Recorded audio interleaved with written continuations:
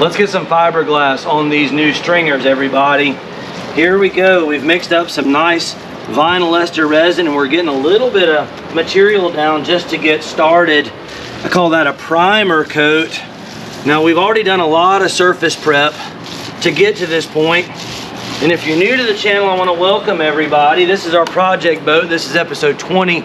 My name is Joe Buskins. I'm second generation professional boat builder, a 100-ton licensed captain. We build and repair boats, and we also run fishing charters during the summer months. And this is a big deal because we are getting ready to lay some glass on our stringers that we've been prepping over the last couple weeks.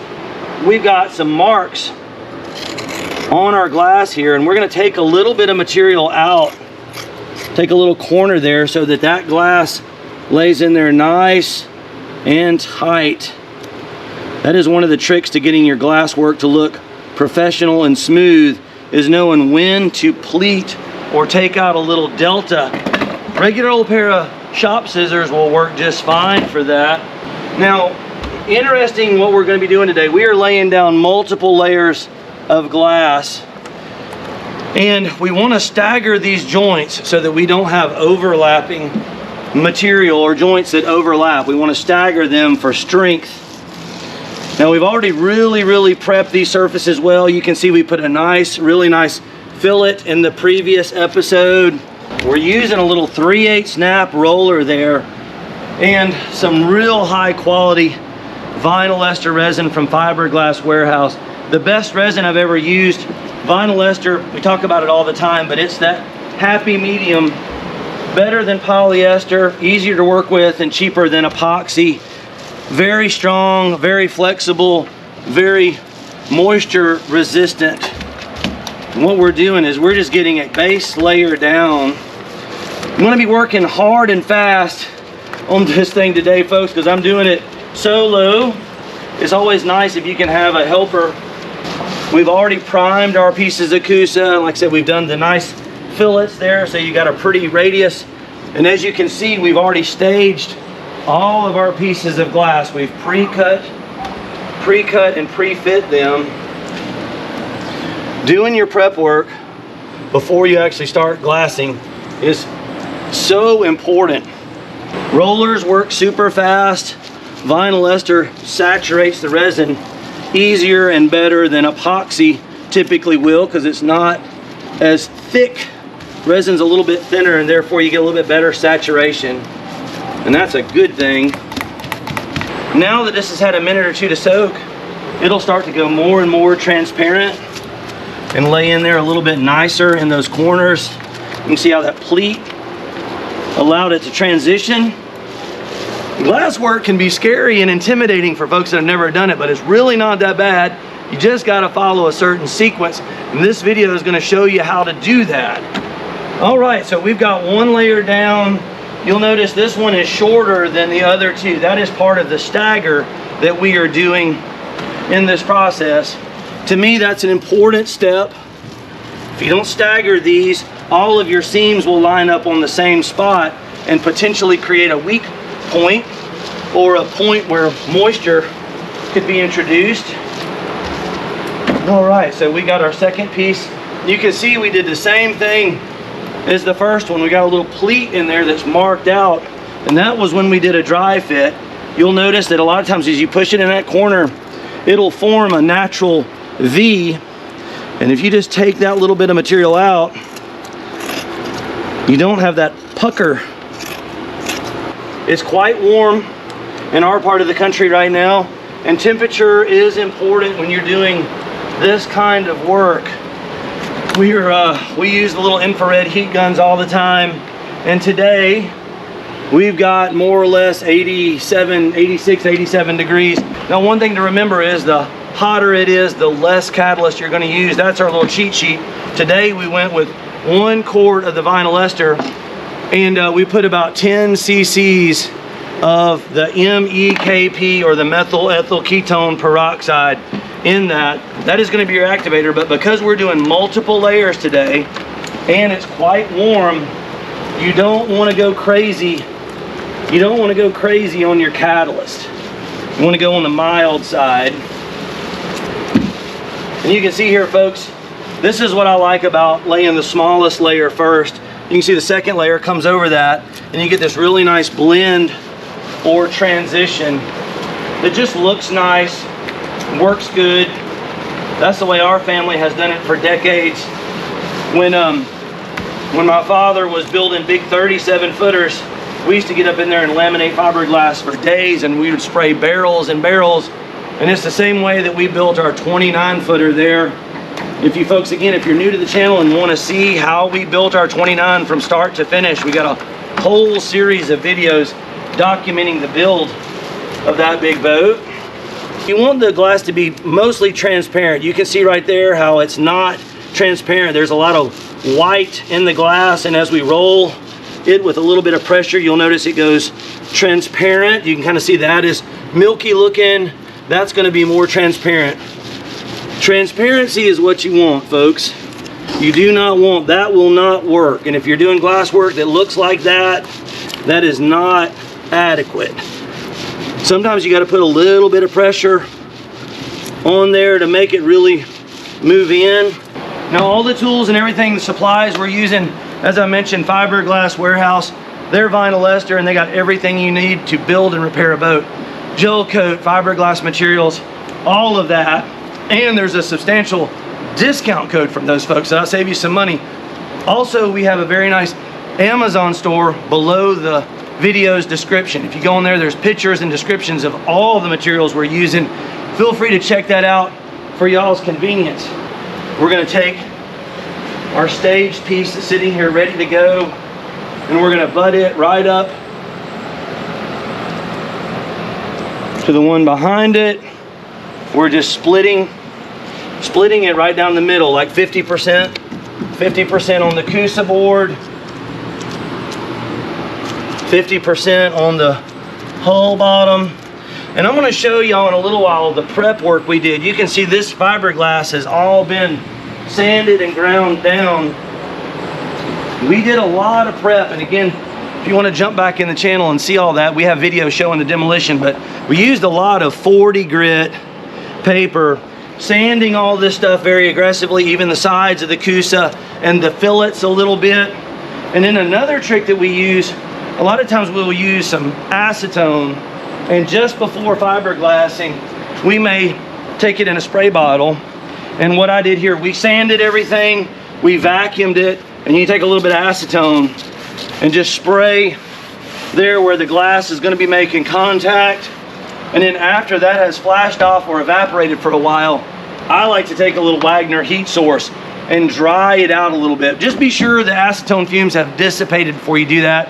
Acetone is very volatile. It's like gasoline, so you want to treat it with a lot of respect. And if you want to be accurate with your mixing, using a quart container so you know exactly how much you're doing every time. Consistency is very important. I'm gonna go close to filling this thing up, but leave a little bit of room, otherwise you might get some sloshing and some spilling. There again is our cheat sheet, and for this amount, in these temperatures, we are going with about 10 cc's. I've highlighted it with a little magic marker there so I can see my mark a little easier at a glance. That really helps. Eye protection is a good idea when working with MEKP. Some glasses, eye protection, and we do have a fan running in the background, folks. That does help with fumes and ventilation. It also helps with just our comfort, because it's summertime, it's hot. Now's a good time to thank everybody for tuning in as well.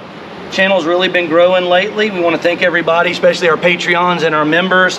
If you haven't already subscribed to the channel, that does really help us, as well as liking, sharing, commenting, telling a friend.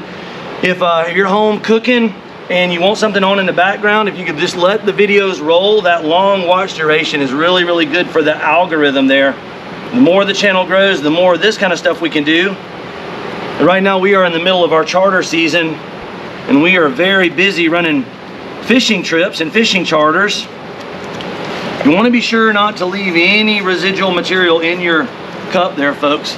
See, I'm carefully working that out of there. You don't want anything sitting in the bottom because it will start to cure and it can create a problem. I also like to take the brush and wipe it really nice and clean. That's what it should look like before you get ready to set it down. Otherwise, you may get some material from the previous batch may contaminate the next batch, and you'll get what my dad called jellies in your glass, and that's not a good thing. Now what I'm doing, I am mixing it a little bit more once it goes into the pan. The pan is going to give you a little longer working life.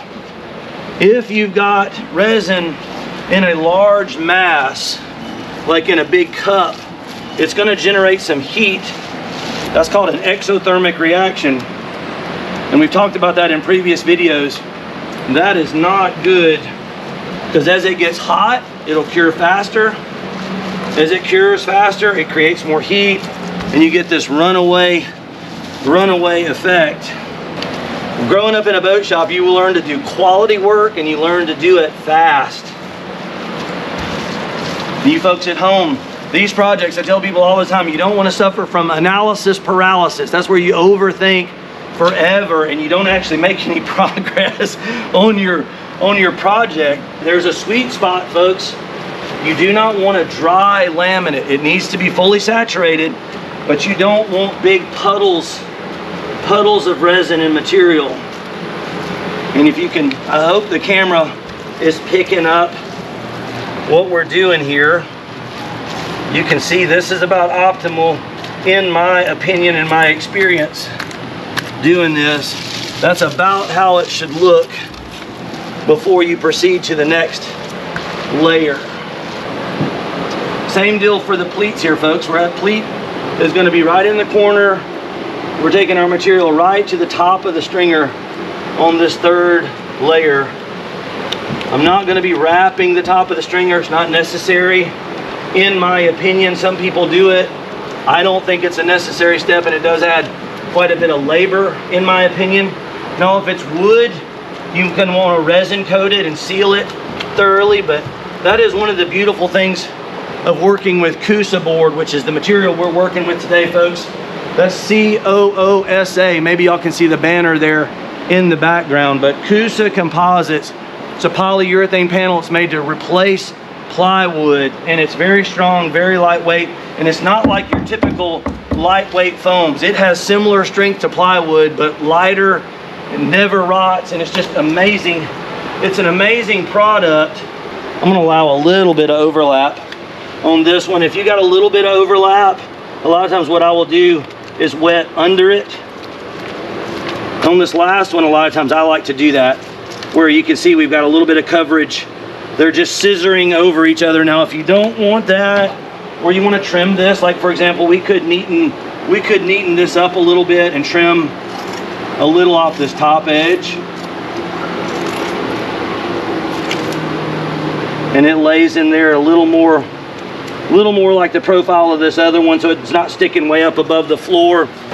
We've got a lot of folks on our Facebook group that are currently doing these kind of projects. If you haven't checked out our Facebook group page, Fish Bump TV on Facebook there, a lot of people doing really cool projects. I've been very impressed with the quality of some of the work that I've been seeing from you folks.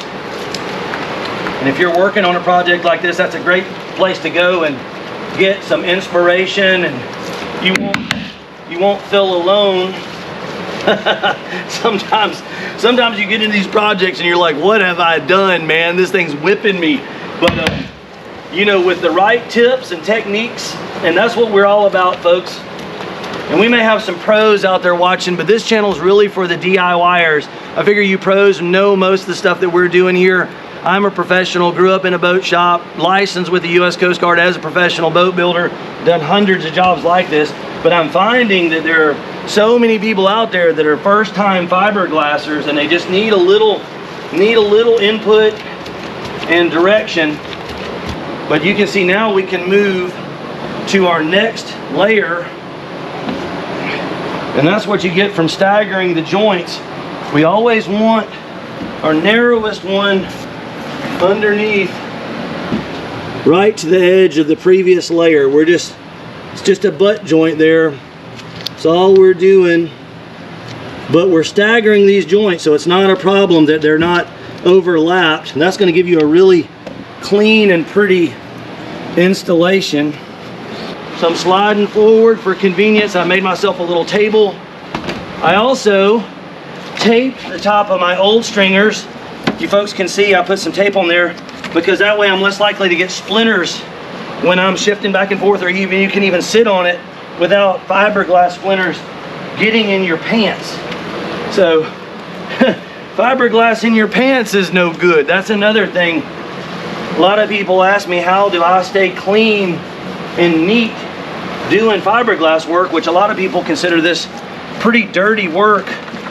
But if you plan everything out and are careful when you're working with it, you can work it in a surprisingly neat way.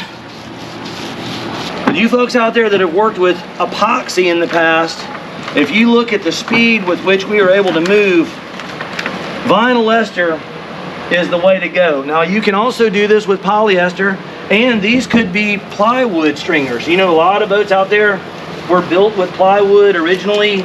Some people choose to go back with plywood. In my opinion, if you're going to do this, going back with Coosa, you know, the thing's going to last a lifetime, then some. The boat is going to have more resale value if you ever do decide to sell the boat. If the person knows that it's got Coosa board in it, that is what almost all modern boats are built out of. Coosa or something very, very similar to Coosa.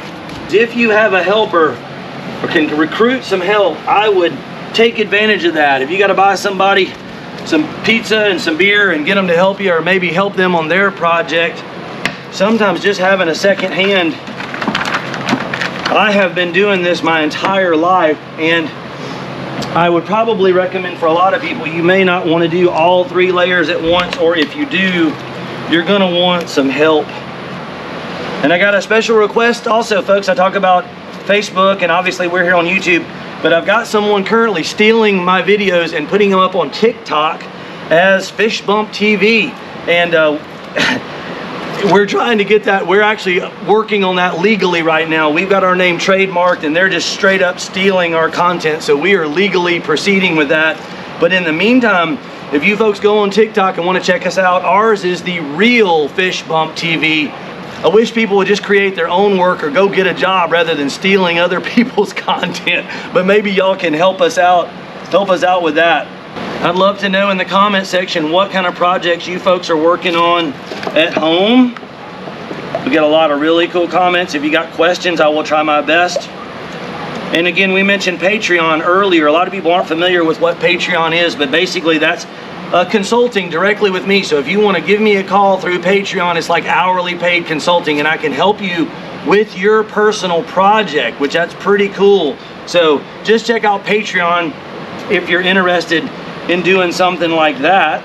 And I have found that traditionally three layers of 1708 biaxial is what we're using here. That is one of my go-to fabrics. I really like 1708. We also use some CSM elsewhere, but if I had to have one fabric in my shop or one material, it would probably be the 1708 biaxial. It's just really good stuff. It's got a lot of applications. You can use it, and it works well with polyester, vinylester, epoxy, all of the above. So you can see here is a perfect example of our staggered. You can see we've got our offset joints there. That is what you want. Now I'm going to give this a little more resin. This is the last coat, and I want to try to get off of this before it starts to set. But you don't want to starve this, folks. You don't want to starve it for resin. It is much better to be a little resin rich than resin starved. So your fiberglass, like matter of fact, like right in there, if you zoom in, you can see there's some milkiness or kind of opacity, versus if you look here, you can see there's a definite color difference between these two. And then the next step is going to be our little grooved roller. When you start using it, we're going to work some of these bubbles out of here, and that is going to change Sometimes you can even use it to push and shift the material if you need to go into the corners a little deeper. Sometimes a brush works really good in the corners as far as dabbing and pushing. The corners are going to be your main area where you may have air bubbles. So if you spend a little extra attention there, you always work them from the middle out, is what we've always done and had good success with. Notice I didn't run all the way to the front on the first pass, because if you go too far ahead, this material may start to kick off before you get to it, and we don't want that to happen. We kind of want everything to stay wet as we're working here. Sometimes when we got a place like this where we got a lot of unusual shapes, we may use the brush, you know, to kind of push it in there like that and work it in before you start doing a lot of saturating. It seems like that can be a little bit easier to do sometimes. And we're really beefing everything up. This is going to be substantially stronger than this boat was originally. And what I'm going to do now there, folks, I've noticed I have started to get some thickening and what I call jelly happening here, but it's okay. What's in the pan is going to cure ahead of what's in the roller. So I'm just going to set this pan off to the side, and I'm going to take my roller here and just kick it off. There you go. That's just going to land on the concrete. Do not kick that out in your garbage can, because it's going to get hot when it cures, and that is not a good thing. So come over here, folks. And what I'm using is I've got my 5-gallon bucket with some acetone, and you can clean off that residue. That's very important to do before you move to the next batch, or else it's going to gum up your roller. Jog the brush down there in the bottom. See, that is relatively clean at this point. We've got our little rollers prepped and ready. That's going to take some of those loose hairs. If you haven't seen that trick, that's pretty handy. That'll increase the quality. We've got another paint tray ready to go. And some folks may choose to do 1 or 2 layers at a time. I'm being pretty bold here and trying to get 3 if we can. It's coming together, it's happening, but you got to move with purpose. Now, if the weather was in the 60s or the 70s, you'd have a lot more working time. As we approach 90 degrees, you're kind of at the limit of working this stuff in these bigger batches and bigger pours like this. Let's load that roller nice and full and just start back here at the back. This material is going to be kicking first, and it's completely fine once you get it out of these larger masses. It's got a little bit of airflow on it, and it will take a little bit longer for it to cure, so remember that. And it's probably best, if you've never done any glassing, I probably would not attempt doing 3 layers on a stringer by yourself for your first attempt. I have literally grown up in a boat shop. My father had me out here when I was just a youngster, and have applied thousands and thousands of gallons, and it's something that you get better. It's like anything, you know, the more you do it, the better you're going to be, the better you're going to get. This boat is going to be so much stronger. Any of you folks out there that when we're all done, if y'all are interested in maybe purchasing our project boat, it will be for sale. Pretty exciting. I bought this boat. I got this boat from one of our viewers there, folks, purely for content for the channel here. So this is kind of one of those things that if someone had to hire me to do this job, it would be probably more expensive than the boat is really worth. But a lot of you folks at home may be dealing with projects like that where you just can't justify paying a professional to do the work. Now, there are times when you may need to hire a pro. There are some pros out there that are well worth their money, folks. I mean, that's what our family's done for years and years. But there's a lot of these little boats that we run into people that they just can't justify spending the money to pay a professional. And that's where the DIYing it comes in, man, because you wouldn't be able to hire a pro anyway. So it's not taking work away from the pros. If you can afford to have it done, you know, hiring a pro is definitely an option. And a lot of people just want to do this kind of stuff themselves, just see if they can do it. Here we go, we're just butting it right up to the edge of the previous one, and then all the way to the top of our stringer. Try to show this stuff to you folks in real time. Now I know our videos are long, but that I don't want to mislead everybody. Some content creators out there, you may get a false sense of how much time this actually takes, but it really helps if you watch the video in its full duration. The YouTube algorithm really likes that. One little trick I've learned, folks, you can go to your settings and you can play the videos back at 1.5 speed or 1.25, like 1.25 or 1.5. That way you can consume more of our videos and it takes you less time to watch them. That's a little trick that I use when I'm at home watching videos. Sometimes I want to watch something, but if it's a longer video, I just speed it up a little bit. It's very important to get some resin underneath it. I don't know that I wet out as far. You want to be sure to get a good base of resin underneath. This thing is going to be like a rock, man.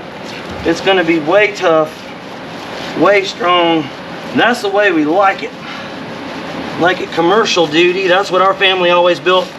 Commercial shrimp boats and gillnet boats and charter boats, like boats that had to go make a living, and you got to go fishing in all kind of conditions and different weather, and you want a boat that's going to hold together and bring you back safely. Very important to prime the Coosa. Forgive me if I've already mentioned this, but if you folks are looking for an online source, Boat Outfitters is going to be your source for Coosa board online. That's Boat Outfitters, and they make a ton of other things. They can even cut smaller pieces dimensionally for a specific project that you might have. So check them out. And there is actually, we'll put a link up here somewhere on the corner to Boat Outfitters, Fiberglass warehouse, and our Amazon store below the video's description. If it sticks over the stringer a little bit, that's okay too, but I usually try to run it flush to minimize hassle. And then what I'm going to do is run this just slightly beyond the last one, or actually slightly short of the last one.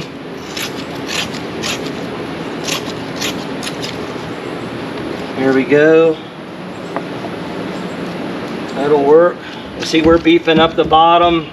Everything, all this transitional material, like staging and staggering this out, helps eliminate potential, what we call hard points.